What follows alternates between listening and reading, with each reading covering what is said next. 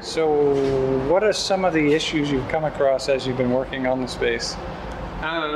Well, the paint, for one, just physically working on the space, did not come off the wall as easily as I'd like it to. That's been taking a ton of elbow grease, and so that's one.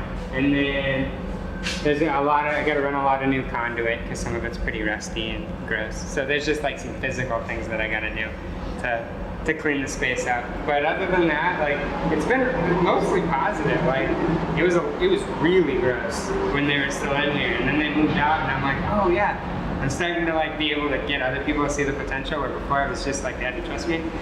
But now they're like, I can see it. We can see how this could be awesome. So you're gonna also replace that wall, it sounds like. Yeah, we're gonna do some new drywall there, just because that stuff's pretty bad, and we're painting, and that sounds easier than trying to clean that up and get a fresh coat of paint on it. It'll just look nicer if we just throw some new sheetrock up. So we'll do that. And in general, yeah, it's just going to be a fresh coat of paint on here and plumbing up the vacuum system and getting the electrical stuff hooked up, which we've got some master electricians that are going to help out, and a bunch of other electricians that are eager to lend a hand. So we've got a good community of people who are excited to lend a hand, and that's how we're going to make it happen. All right. Any other renovations that you're thinking of or working on today? We'll do wall cleats pretty much all around the walls to hang modular systems on. We're going to build a lot of our own workbenches and furniture. I got a buddy who does that, and he's going to help us out, and we can get those built. As far as the space, though, we're pretty happy with the layout. Ceilings are gross. They don't actually look all that bad, honestly. But yeah, no, there's ideas for all kinds of stuff, but we'll just play it by ear and kind of grow and see what the members want, see what our needs are as we move forward. People are excited with it right now, and so we'll just roll with it. So some of the equipment that you're looking to, you already have and you're ready for? Yeah, there's some of it. So we've got an industrial sewing machine, a metal lathe, 11-inch. We've got the dust collector I showed you. I don't know if you saw when we were in there with the bead blaster cabinet, the metal bender.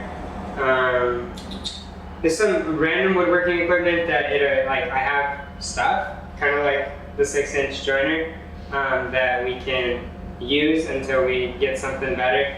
And then I have like miter saws and circular saws and reciprocating saws and all the saws that I'll bring in of my own.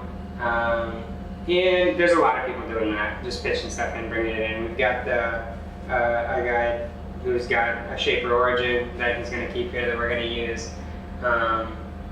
And yeah, it's a lot. The inventory list is pretty long, but there's also a lot of stuff that we've got.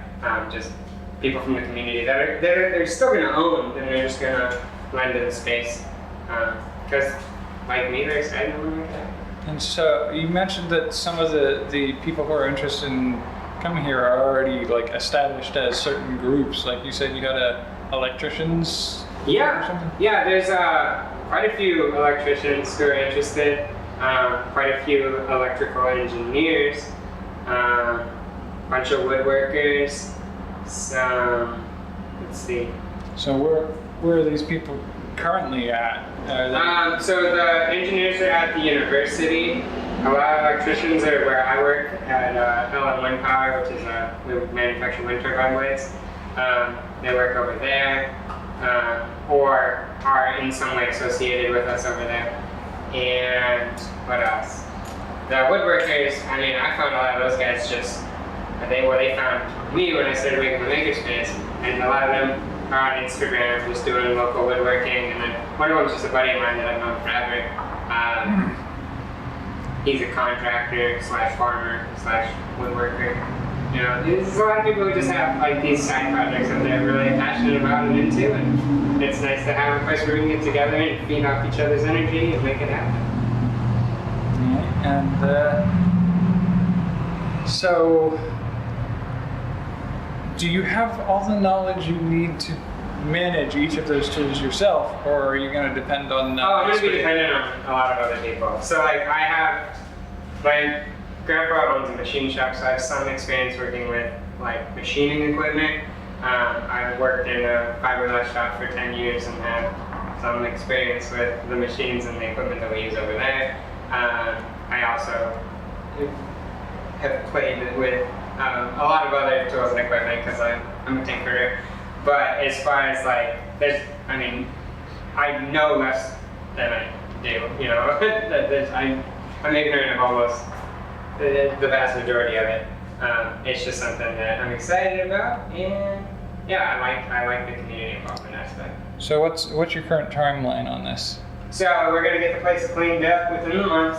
It's gonna happen. You might not believe me with this.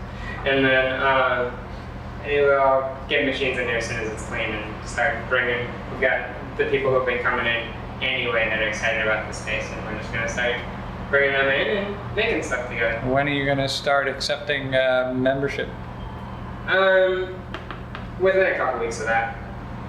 You know, once we get established, we get some machines worked in here and make sure there's no, like, get the kinks worked out of our system. Like, we have a business plan, we have a system laid out and a membership structure, but we'll kind of use the core group of people who've been invested in it from the beginning to kind of work the kinks out, and then once we can figure and get some feedback on that. Since we're not a nonprofit and we don't have like a board of directors, we're gonna just work it out that way, just with the members, and then make it happen.